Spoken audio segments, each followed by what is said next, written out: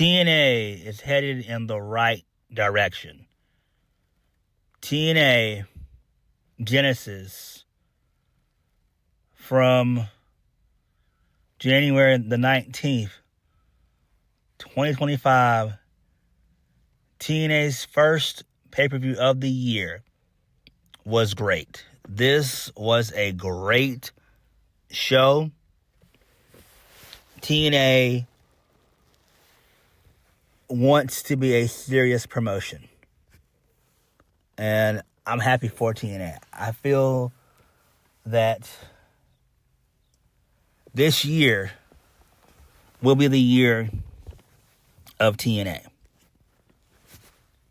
So, we're going to get into the pre-show. The pre-show looked good. So, it was done by the Busted Open crew. That being Dave LaGreca, Mark Hendry, Tommy Dreamer. So, there was that. The building looked great. The production looked great as well. So, it seems like they probably had about, I want to say, at least 3,000 people in Texas. So, Jake something defeated Ashanti the Adonis. So, they're still doing their NXT TNA crossover, which is great. Really good stuff there. That's fine. Next, Frankie Kazarian defeated Leon Slater, which was not a good move. I'm a fan of Leon Slater. I think he's okay, but he's just there just to be there right now. And Frankie Kazarian, it's really time for him to go, but he still continues to hang around like a bunch of other people on this show. Moving on, so this leads us into our first match of the night on the main card. Moose defeats Ace Austin to retain the X Division Championship. This was arguably one of Moose's best matches so far. I am not a fan of Moose. I used to be. Moose now, he sucks major ass, and he's just not good like he used to be back in like 2016, 2017. So Moose won via the spear. It took 2 spears to put away Ace Austin. So Ace Austin, towards the end of the match, was going for the fold. And Moose ended up spearing Ace Austin in the back. And then he did another spear, taking out Ace Austin. So this is fine. It makes sense. But Ace Austin really should have won this because of the simple fact of the matter is they're trying to push Ace Austin after what happened with Chris Bay getting injured at Bound for Glory. So that's why they're trying to push Ace Austin as a singles star. And he's done it before. He's been a singles star before. But I kind of wish that he would have been able to win here. But it's fine. I get where they're going with this. So post-match, the rest of the system, they're worthless asses. They show up, that being Eddie Edwards and Brian Myers. They show up and they beat up Ace Austin.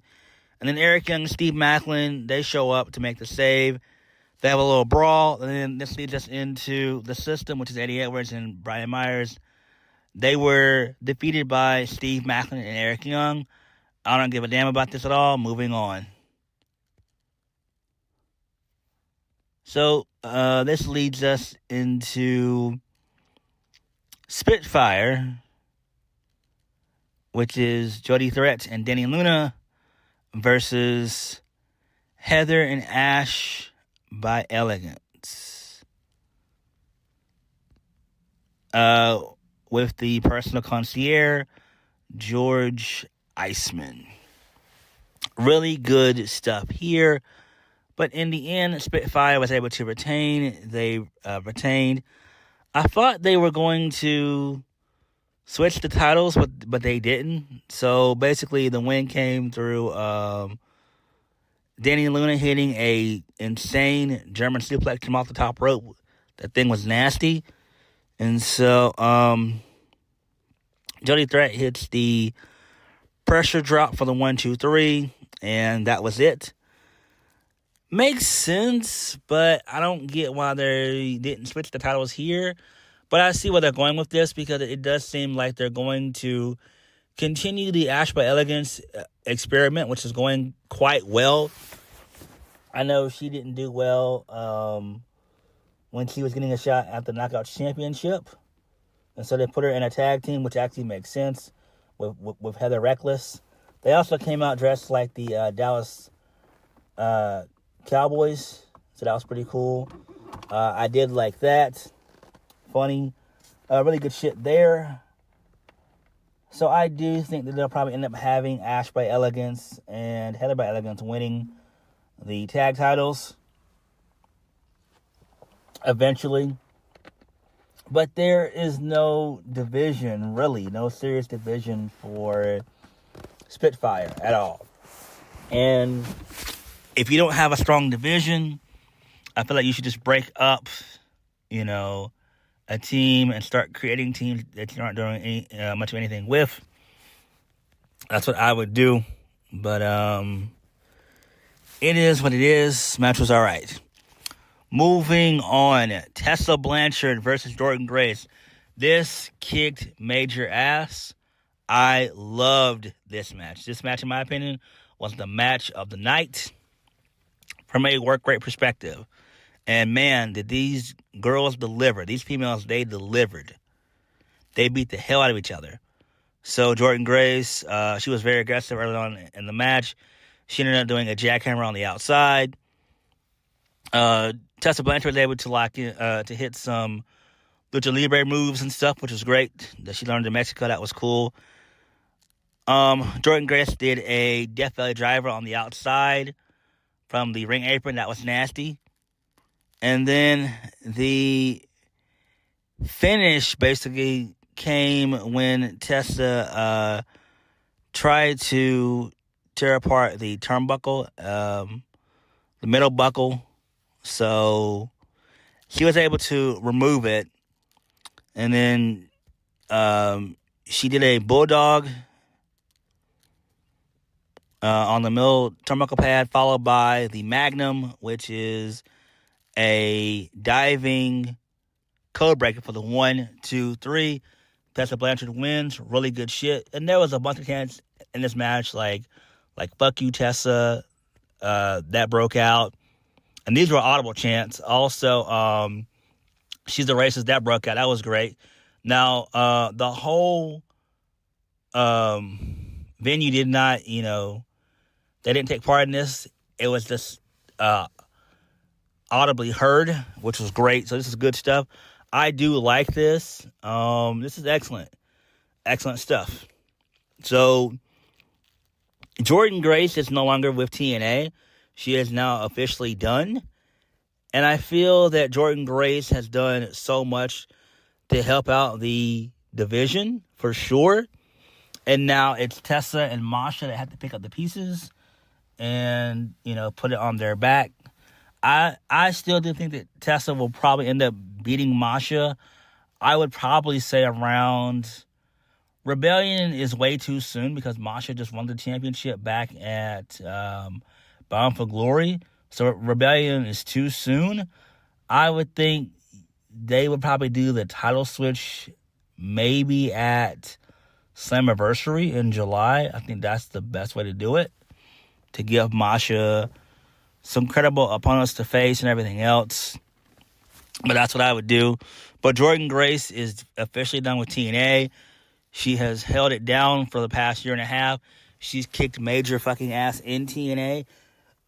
Jordynne Grace has been one of the shining stars in TNA as of late for the last year and a half. She's done phenomenal work. She deserves this. She's earned it. She's worked her ass off to get where she needs to be at. And I do think that she needs to go on the main roster. There's no point putting her on NXT at all. We've been there, done that with her. So I think she'll probably show up at the Royal Rumble. And I'm pretty sure she'll probably have a WrestleMania moment of some kind. There's got to be something for her to do on WrestleMania. So, yeah. But this match was solid. This is definitely worth watching again. Or if you didn't go watch it, please go out there and watch it. You won't be disappointed. Really good shit there. moving on. Mike Santana defeated Josh Alexander in the I Quit match. The Northern Armory, they were banned from ringside. They mentioned that earlier on during the pre-show. Match was okay. So they used steel chairs and all that. They used the steel steps. So, Josh Alexander, towards the end of the match, he hit a C4 spike pile driver. And I don't know what the fuck happened, but Mike Santana just no-sold it like it was nothing. He started hulking up, and he beat the crap out of Josh Alexander. He hit him with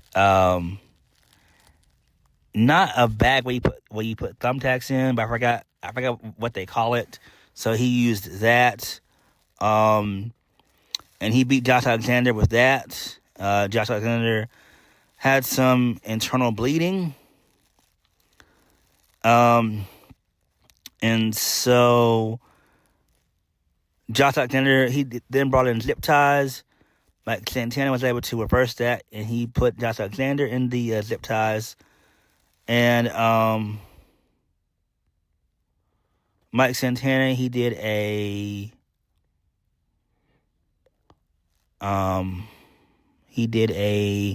not really a curb stomp. No, my bad. Before he did the curb stomp, he ended up doing the cannonball, but the table didn't break. It's just bits and pieces of the table hit Josh Alexander.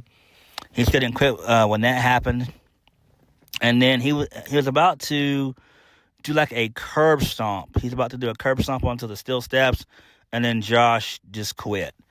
So this is fine. It makes sense. I forgot to mention that Josh Alexander. This match was long, but I forgot to mention that Josh Alexander, he ended up beating the leg of Santana using a steel chair several times and stuff. So Santana didn't sell that at all. But this match was okay. This should have been cut a little bit shorter, but it's fine. So Josh Alexander went out swinging. And we all know, for the most part, that Josh Alexander, just like his wife, they've been ready to leave for a minute now, for well over a year, when Scott D'Amore got let go last year, back in 2024, around this time last year, when Scott D'Amore got let go. So, post-match, Mike Santana, he gets on the mic. He tells Josh Alexander to stand and face him. He kept his word, and now he wants Josh Alexander to keep his and shake his hand.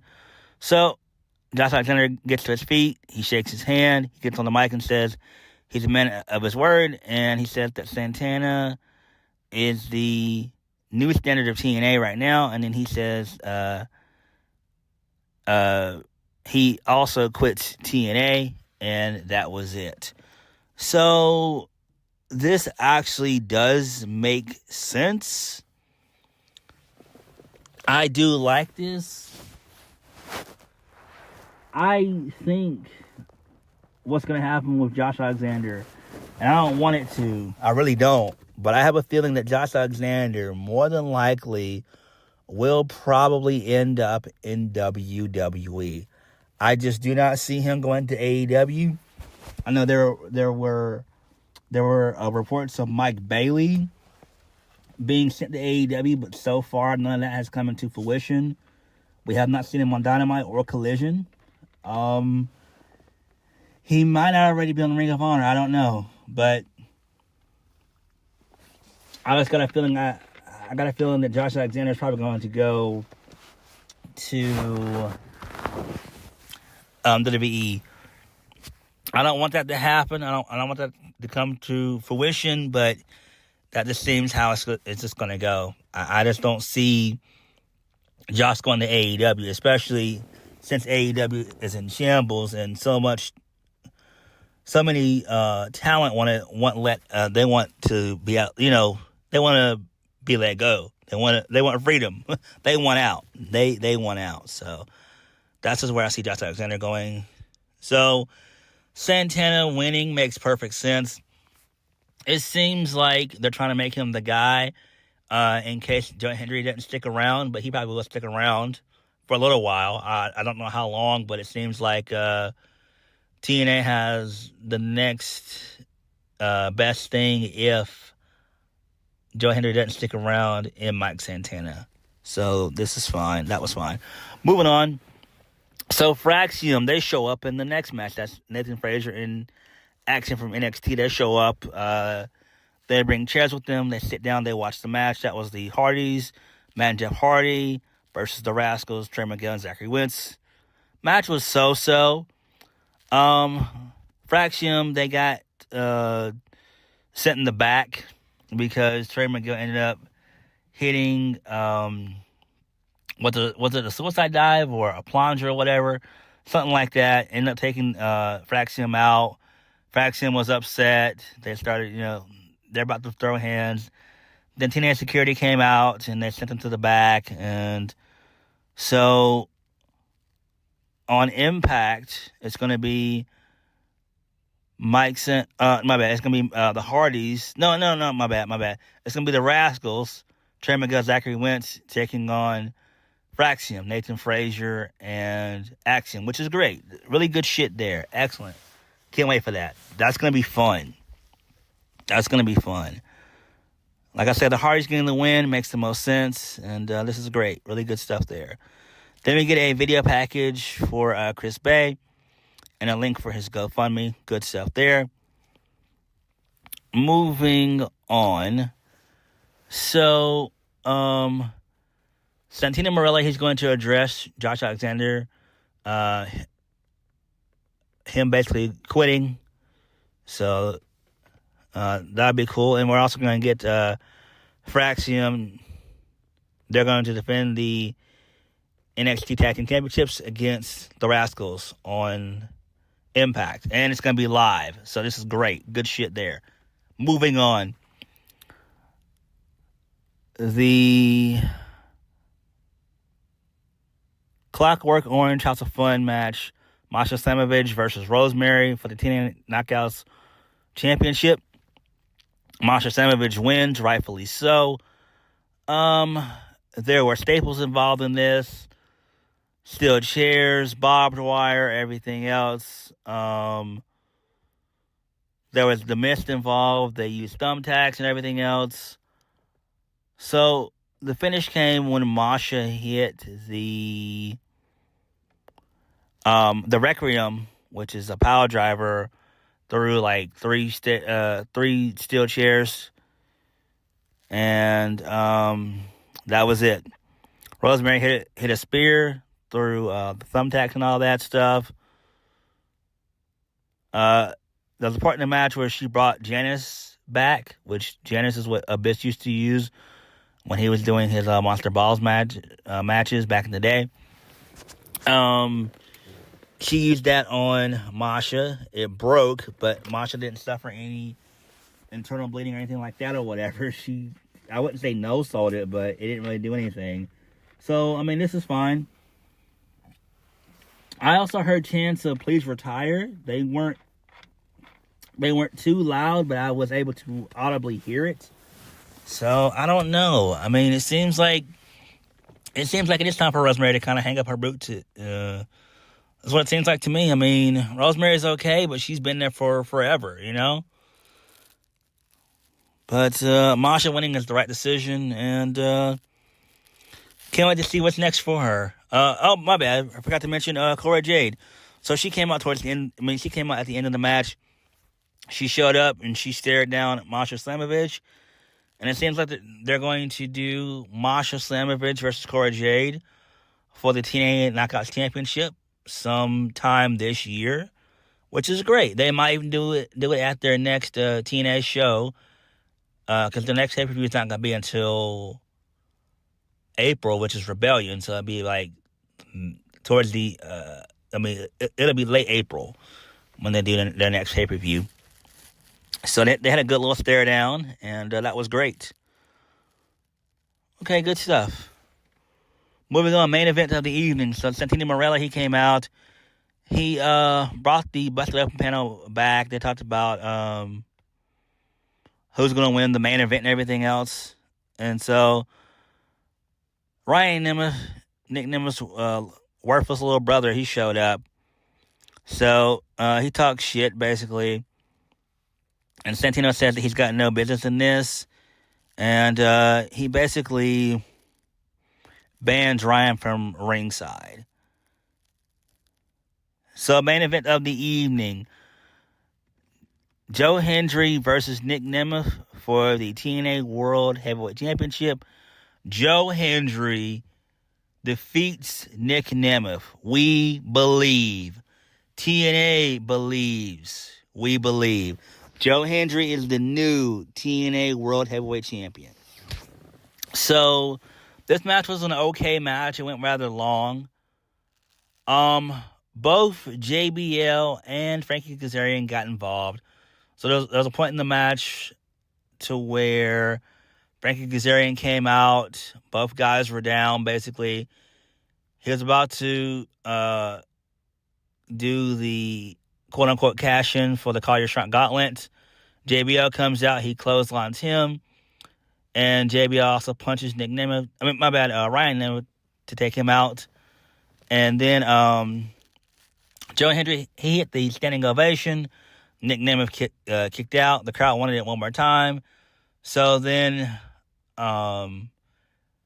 it was reversed into the super kick into the danger zone. And Joe Hendry kicked out of that, which was great. The crowd popped massive for that.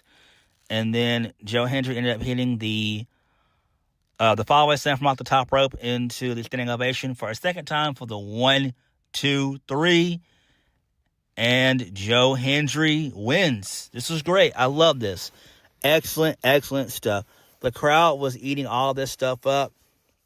They were supercharged for this match because they were believers in Joe Hendry from start to finish. And this was great. This was really great. It seems like TNA finally got themselves together, and this makes perfect sense. Does Joe Hendry have to have a long title run? No, he doesn't. I would imagine that there's going to be Nick Nemeth, Joe Hendry 3 at Rebellion in late April. That's probably where they'll go with this, which makes the most sense. And then by that time, we should definitely have a definitive babyface and heel.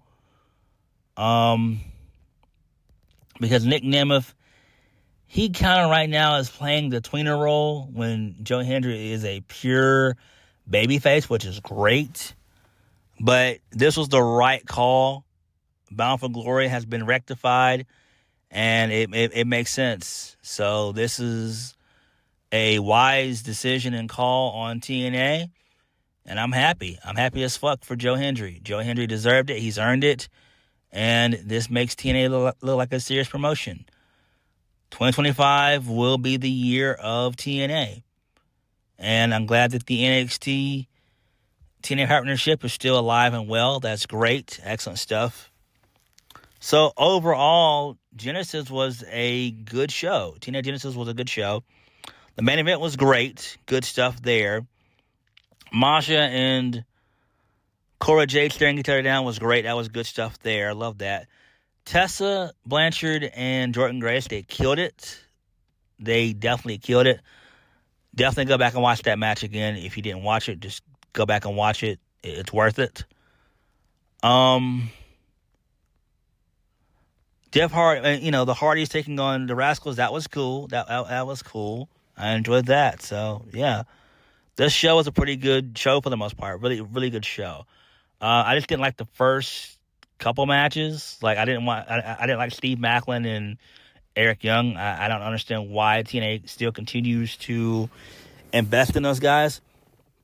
But all in all, it was a good show. Genesis was good. Oh, I forgot to mention, PCO is no longer with TNA. So apparently, GCW, they had a show that aired at the same time as Genesis. And so apparently, he showed up and he won the Battle Royal that he was in.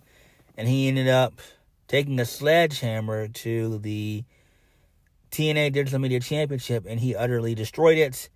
He cut a promo, mentioned that, he was the guy who put TNA on the map and everything else.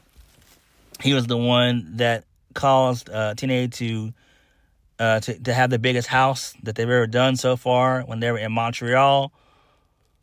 Montreal. So, yeah. So, apparently, PCO is done with TNA, which is fine. I don't think that they really care. I'm trying to think if this was a work or a shoot. To me, it seems like it was a shoot. Because the Digital Media Championship was always meant to just be a social media championship. That's always what it was supposed to be since its inception. So I don't think that TNA is too mad about this, but they should be. But it is what it is. So I'm guessing his new home will be GCW. I wouldn't be shocked if PCO shows up at MLW later on down the line, maybe. I don't know. We have to wait and see. But all in all, TNA Genesis was worth it. I am super happy and excited for Joe Hendry. We should get some surprises. So we should get some new guys and girls coming in. So, yeah. But what did you guys think of Genesis? Like, comment, subscribe. Peace.